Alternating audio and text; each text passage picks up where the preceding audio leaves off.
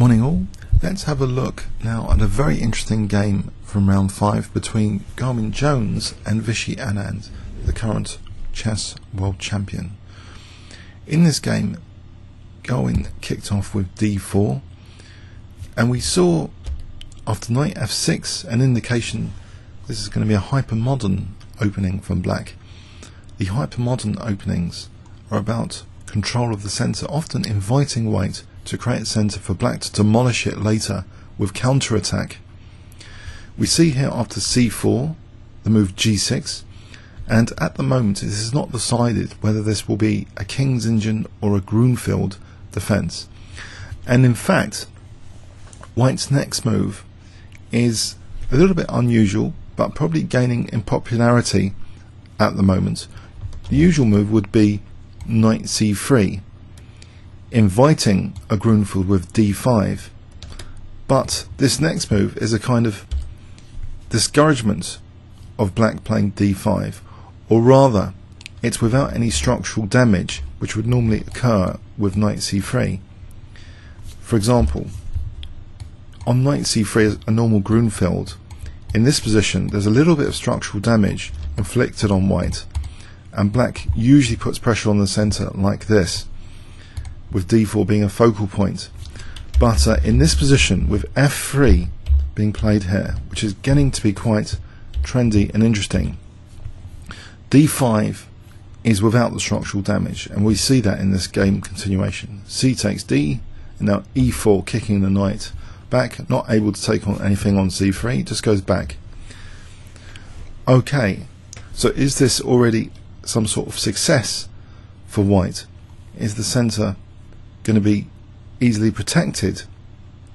Because it seems also that with the knight on b6, that makes it a little bit more awkward for black to play for c5 sometimes.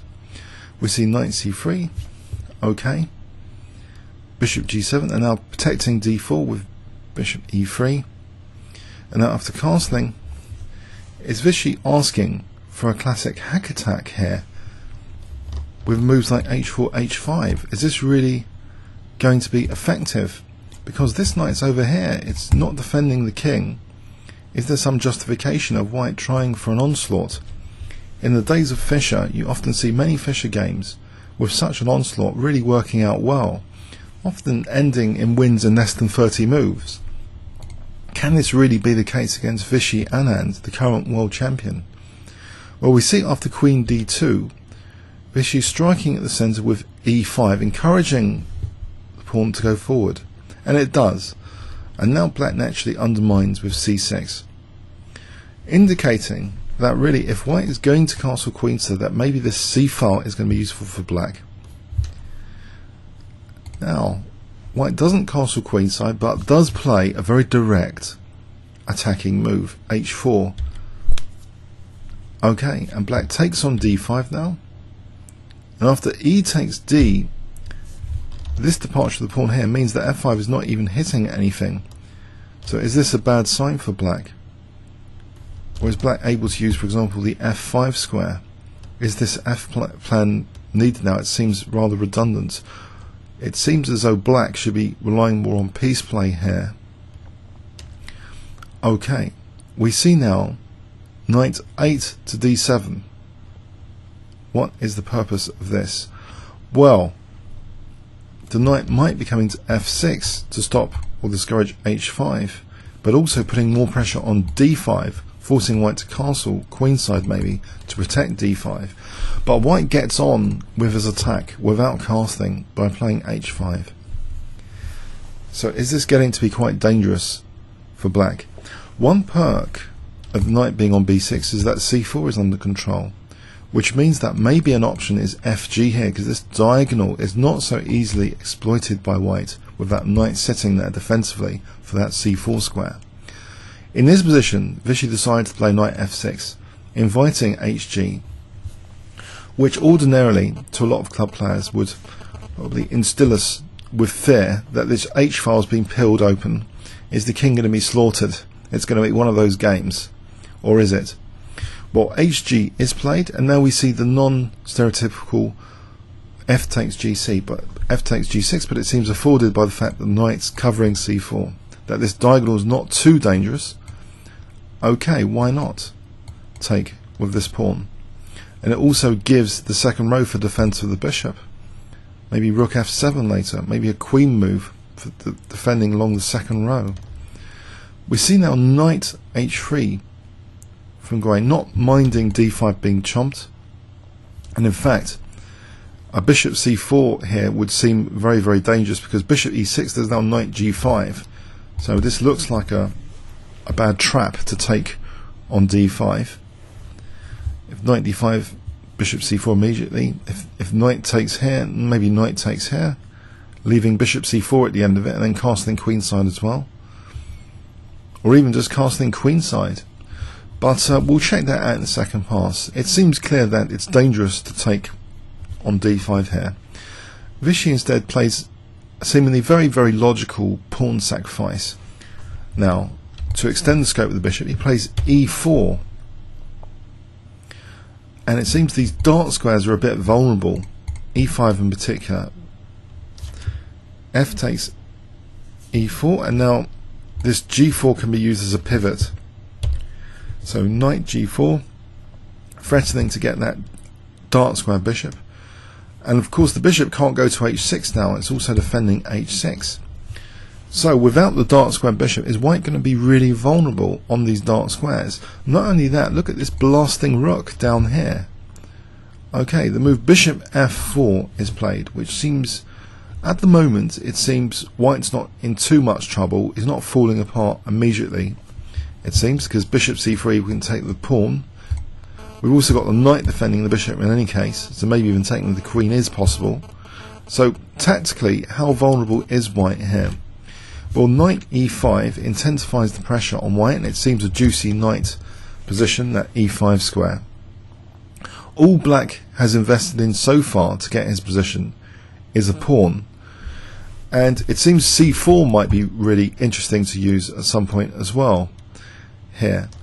For the moment, white plays bishop g5. Okay, he's moving a piece twice. Black might have been threatening something concrete here, which we need to check out in the second pass to help explain bishop g5. For example, castling queenside. Is there, for example, knight c4? As crude as it may seem, but you know, taking, and then maybe queen b6 to follow up later. But okay, bishop g5, and in this position, maybe one idea is if the queen goes to c7, maybe d6 is on the cards. But where can the queen safely go? Well, d6 is used. Why not? d6. Or is it? It is attackable on d6 with this next move, knight b5. But is that really in white's favour to do this? We'll see. Queen c5. And now Gawain is moving this piece twice. He's breaking the rule of moving pieces twice, really. This bishop's moved at least twice, and this knight's now moved at least twice. But is there method in his madness here, in the apparent madness? Is white now simply threatening rook c1 with c4 under control? Why not, you might ask. But what about this forcing move? Is that interesting to consider here for black?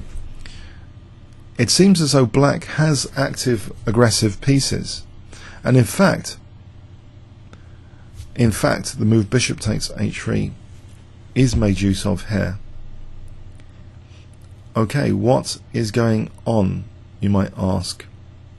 It seems intuitively one implication is if the rook takes here, then maybe, just maybe, rook takes f1 is a forcing move of great interest, because king takes, we could play check, and that looks intuitively dangerous, but that's something to check out in the second pass, really.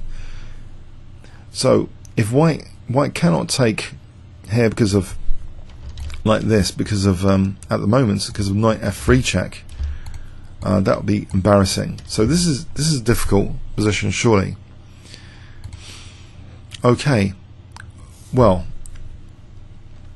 given that rook takes h3 seems the only move, but there is a potential problem with rook takes f1. Perhaps this explains why White is reluctant to play rook takes h3 immediately, but plays bishop e3, kicking the queen away from the diagonal. The queen drops back to c8, and we still seem to have some technical issues here, to say the least, in that f3 still is vulnerable. If rook takes h3, I believe there's a very powerful forcing move there, which I hope you can spot. But white delayed rook h3, so hold that fort. Rook c1, delaying rook takes h3. So the queen stays on that diagonal with queen g4. And now we see rook takes h3, and here let's do the 10-second classic test. Okay, what does black play in this position? If I give you 10 seconds starting from now.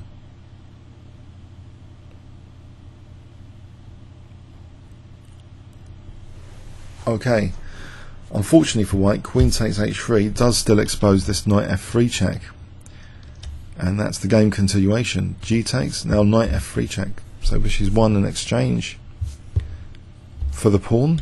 Knight takes d2, but there's worse to come here. It's not even for a pawn now, surely. After bishop takes b2, white seems to be falling apart. Oh dear, oh dear, oh dear. It's one of those games. In the spirit of hypermodernism, white is occupying the centre with disastrous consequences here. Black has all the pressure, all the tactics. White's crumbling. Oh dear. Knight b5. Black just takes on c1. After bishop takes c1. And now striking at the centre. Can you see this next move? If I give you 10 seconds starting from now. Okay, it is a demolition job. Knight takes d5. Ouch. Oh dear. And now we see after e takes check. Simplifying very easily now. With this final tactic, rook takes f1. Simplifying the exchange up. And also a pawn up. Yes, a total disaster for white. So, some caution over the trending move f3, I think, is in order after this game. Let's flip the board, not to leave us with bad nightmares, and check the game from the beginning. Okay, the exchange up is at this level, and for a pawn there's no compensation here. It's just horrendous. It's not worth checking further there. Okay, so d4, and Vishy, so hypermodern, wants to play maybe the Gruenfeld. There's this kind of anti-Gruenfeld system, f3, being tested here. d5 played anyway, not minding not being able to take on c3 to cause structural damage. Okay, knight d5, e4. Maybe white's slightly over-optimistic with the Fischer-style attack, which would have worked in the 70s, 60s, 70s, but okay, knight c3, bishop g7, bishop e3. Black's generating dynamic counterplay through playing dynamically. All of his choices were kind of dynamic, it seems. Most of them look very dynamic. Black casting into it, into the attack. But it takes time, you know, for this kind of attack. And without using this diagonal, there is justification for the knight on b6 to be able to play fg. This is a dragon concept from the Sicilian dragon, that sometimes getting rid of this attacking bishop creates affordances like fg, because this diagonal is less vulnerable. So queen d2, we see e5. Okay, what exactly did e5 do during the course of the game for the black position? Well, it encouraged white forward with d5, an extended occupation of the centre, and for that to be an immediate underminable point with c6. So white's encouraged in this position to play h4. I believe, actually, pardon me, we need to run some reference checks here. Just rewind slightly to e4 here. Let's run reference checks on this position. So I'm putting my reference tab. Okay, it takes some time to search, do the initial search. Games found 679. Now knight coming to b6, as you'd expect, is the most popular move. 657 games found. Knight going to f6, 21 games. So this is the main move. Okay. Knight c3, is that the main move? Knight 1 c3, the main move, yes. 577 games. Kramnik's played this, Paul Mamadorov, Ivanchuk. Lots of good players have played knight 1 to c3. Bishop g7. So we're going along very beaten territory. Bishop e3. Black castling, the most popular move. 526 games. There's knight bc6, that's 67 games. So most popular move is the castle. Queen d2, the most popular move again. Knight bc6 is coming up here as the top move, actually, and Vishy played e5. So with knight b8 to c6, there's 260 games here, with Svidler, Ponomarev, Krasenko playing knight bc6, b8 to c6. So that's interesting. This next move, e5, is interesting. 76 games only, with Shirov being one of the exponents of e5 here. Timofeyev, Arashenko as well. So e5, more rarely played apparently. Okay, now white playing d5 is the most popular choice, 71 games. Anything else like casting queenside, 3 games, we dropped to 3 games. So in this position, d5 has been played by Kramnik, Ivanchuk, Kazimardov before. So now c6, the most popular move by far. And believe it or not, h4, it's all standard stuff to play h4 here. So there's all standard territory so far. Black taking on d5, the most popular move. Other moves in this position, there's no other move, but basically taking seems mandatory for most people. Now, knight b8 to d7 is the most popular move, 10 games, and there's h5, only 6 games or 7 or 8, actually 8 games. But still, the most popular move is knight b8 to d7 here. And we see h5, the most popular move for white. And we saw knight d7 to f6. White taking on g6. Black taking with the f pawn, all fairy, it seems. All beaten track. And usually in this position, white castles queenside here. 9 games. We've got players like Nilsson, Hillart Persson, playing castling queenside. Okay, in the game. So that's apparently the critical move to castle queenside. We saw knight 3 in the game, and we're out of reference after knight h3. So this looks like the first departure from most games. So usually castling queenside was played. It seems, you know, there's some logic to knight h3 for knight g5, for example. But e4, interesting reaction. And e4 is not even immediately, it's now mentioned, giving the engine time to look at e4 more by playing it. It likes the look of e4. After taking, so we see the aggressive knight g4, just wanting to be pawn down. Knight h5 is liked by the engine here, actually. In this position, this looks pretty dangerous as well. Knight h5. Let's have a quick look at knight h5. So on knight g5, knight g3.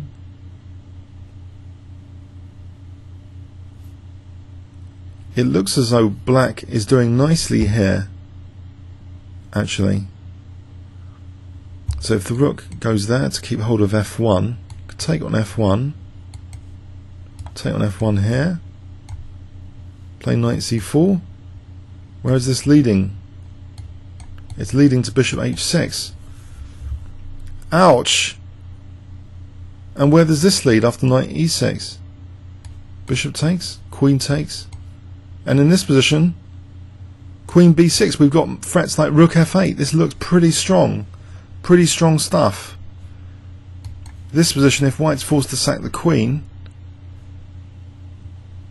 if king e2, check, just taking. Black's doing really well. So there's a long forcing line there with knight h5. That seems an interesting move as well for knight g3. Wow. But in the game, knight g4 looks pretty sensible as well. It's only a pawn. It's a nice e5 square. Did white miss something though of much greater accuracy here? In the game, he played bishop f4, which isn't so liked by the engine. It seems here bishop c5 is a promising candidate at a certain depth anyway. Bishop c5. What do we do? Black can play bishop h6 though, surely. That might have put white off playing bishop c5. Queen e2. There's no prospect of castling queenside here anytime soon. So after rook f7, actually, it looks as though, what's the problem here for black? It looks a nice position. Very difficult to play, I think, for white, this position. And in fact, I think it's going to start crumbling soon. Queen d6, there's brilliant dark square control. Okay, so let's go back. So in the game we saw bishop f4, and now simply knight e5 does actually, I think, create a threat of, there's a queen h4 threat here, which needs to be dealt with. I mentioned that there might be a threat which needs to be dealt with to explain bishop g5. Okay, so queen h4 and then knight f3 is really dangerous, or taking and then taking on f4, taking on h3 and taking on f4 if black's given another move. So you might think, well, castling queenside, what would be the problem here? Bishop g5, was it really necessary to move that piece twice? Let's check this out. Castle queenside. What's going on here? I thought that this offered some play. Knight ec4, let's take this, take again and attack that. In this position, what is going on? Okay, couple of moves. b5 or bishop h3. Let's go with bishop takes h3. Queen takes c4, pardon me, queen takes c4, rook c8. Queen goes back, bishop g2. To be fair, it looks better than the game continuation, but it looks as though white's king side is under fire on this queen side. Having to defend here looks unpleasant. In fact, taking, it looks mightily dangerous, this position for white. But possibly it's better than the game. So in the game we didn't see castling queenside, but we saw instead bishop g5, and now we saw queen d6. I imagine queen c7, there is d6 here, d6, yes, and that changes the whole picture actually. Just that actually would change the whole picture, I think. So it's important to play very accurately here. Queen d6, why not? Threatens. What is the immediate threat? Queen b4, is it? Or knight ec4. The threat now is knight ec4, and that's really quite dangerous. Okay, in this particular position. For example, if white castled here, I think knight ec4 is dangerous, but there's also bishop g4. If the rook moves here, let's just say knight ec4 here. Let's go with taking for sake of argument, just to see the dangers here. Rook ac8, and it's going splatters, and this whole queenside castling doesn't look at all reliable in this position. So anyway, white's not maybe that keen to castle. He plays in this position. He plays knight b5 instead of castling queenside. Okay, can we really blame him? It's a bad position already. It seems that this knight h3 off the beaten tracks with knight h3. The white king's still in the centre. Chess is such a cruel game, isn't it? And now queen c5 is, I think, threatening all sorts of nasties. What is the actual threat? Well, even if rook c1, it seems rook takes f1. So the actual threat, there might even be stronger threats than bishop takes h3, but bishop h3 is up there. Knight bc4 is one major threat as well. There's quite a few threats to deal with here. Okay, so this is a very difficult position for white. White plays knight a3, a very stumbling move. It's already like +3 for black here. This is very nasty. If rook c1, for example, let's have a look at this. Rook takes f1. Why is this bad? I think I see there's a pattern here emerging. Rook takes f1. So just taking on b5 is the stronger continuation by far, it seems. And black's initiative just rages on. Okay, knight ec4. Dealing with the threat on the back row. Something like bishop f5. Let's look at this tactical bishop f5. And white's king is in dire danger here. Okay. So knight a3, yes, knight a3 in this position was played. So it seems black is now threatening rook takes f1 among other things, potentially with queen takes b5 to follow, as well as knight bc4 as well. That's another way of winning that knight. So the knight's actually really quite vulnerable on b5, and rook c1 doesn't help here. So the knight stumbles back.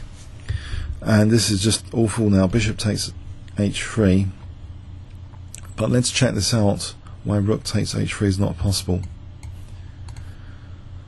Okay, I'd imagined it was to do with rook takes f1 in that first pass, and I was perhaps wrong here.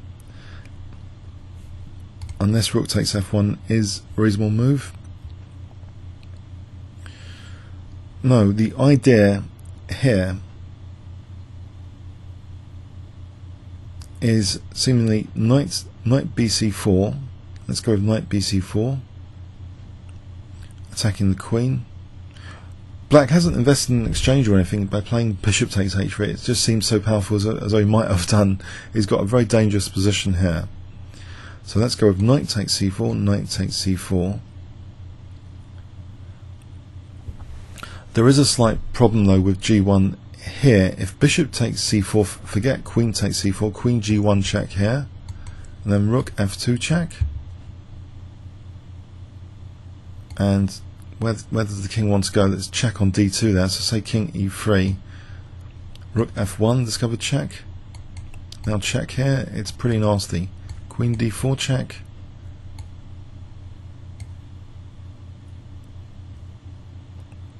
Rook f2, just win the queen really, and that will do to prove massive advantage. So it seems, okay, let's go back to this position, that on rook takes h3, simply knight bc4 is pretty crushing in this position. Hold your horses though. What about rook c3? Is that resource? No, apparently. Rook takes f1 check, and then we can take the queen with check. That doesn't help. So on knight bc4, there seems to be no defensive tries here for black. On bishop e3 again, there's rook takes f1 check, dismantling white. Okay, so it's pretty bad. So it's not even to do with, I mean, I guess this doesn't even work, this rook takes f1. Or does it? Maybe a tiny advantage for black. So that wasn't the issue here. White can play this, and it's not so bleak. But in the game continuation, okay, we see bishop e3, and the queen remains on that diagonal, because here there is an interest in taking for knight f3. So rook c1, I mean, I guess if taking, we just play queen takes h3. It seems logical enough. That's pretty bad for white. So white's still faced with this tactic, which is played out. Queen takes h3. Yes, it's a demolition job. Knight takes d2, and bishop takes b2. Whoops. And it is really quite hopeless here. And knight takes d5 is an accurate move. The engine likes knight takes d5 just to finish things off with this tactical vulnerability here and the forcing moves to blow up white's centre. Demolition of the centre. Okay, so after the check, the king doesn't really want to leave f1, but now we see rook takes f1, just simplifying neatly. One of Anand's most crushing games, well actually I would say the most crushing game I've seen so far in the tournament. Okay, so the world champion still is a ferocious player on occasion. Given the right opportunity, the right set of advantages, he'll tear the opponent apart. Okay, comments or questions on YouTube? Thanks very much.